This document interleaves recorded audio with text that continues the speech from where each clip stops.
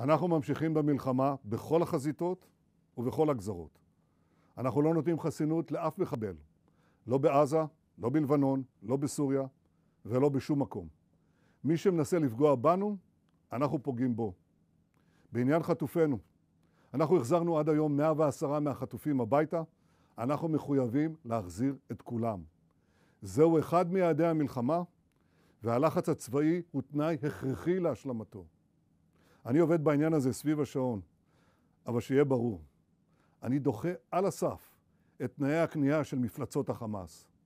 החמאס דורש תמורת שחרור חטופינו את סיום המלחמה, הוצאת כוחותינו מעזה, שחרור כל הרוצחים והאנסים של הנוח'בה והשארת חמאס על כנו. אם נסכים לכך, לוחמינו נפלו לשווא. אם נסכים לכך, לא נוכל להבטיח את ביטחון אזרחינו, לא נוכל להחזיר את המפונים בבטחה לבתיהם, וה7 באוקטובר הבא יהיה רק עניין של זמן. אני לא מוכן להשלים עם פגיעה אנושה כזאת בביטחון ישראל, ולכן לא נסכים לכך. התנאים שמעמיד החמאס מחדדים אמת פשוטה. אין תחליף לניצחון.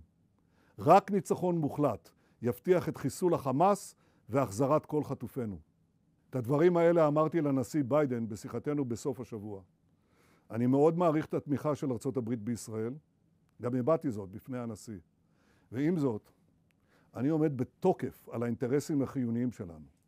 הדגשתי בפני הנשיא ביידן את הנחישות שלנו להשלים את כל יעדי המלחמה ולהבטיח שעזה לא תהווה עוד איום על ישראל. ולכן אני עומד על כך שאחרי שנשיג את הניצחון המוחלט, אחרי שנחסל את החמאס, לא יהיה בעזה שום גורם שמממן טרור, מחנך לטרור או משלח טרור. עזה חייבת להיות מפורזת בשליטה ביטחונית מלאה של מדינת ישראל. אני לא אתפשר על שליטה ביטחונית ישראלית מלאה על כל השטח ממערב לירדן. כראש ממשלת ישראל, אני עמדתי בתוקף על העמדה הזאת, מול לחצים בינלאומיים ופנימיים כבירים. ההתעקשות שלי היא שמנעה במשך שנים הקמת מדינה פלסטינית שהייתה מהווה סכנה קיומית לישראל. וכל עוד אני ראש הממשלה, אמשיך לעמוד עליה בתקיפות. אם למישהו יש עמדה אחרת, שיגלה מנהיגות ויגיד את עמדתו ביושר לאזרחי ישראל.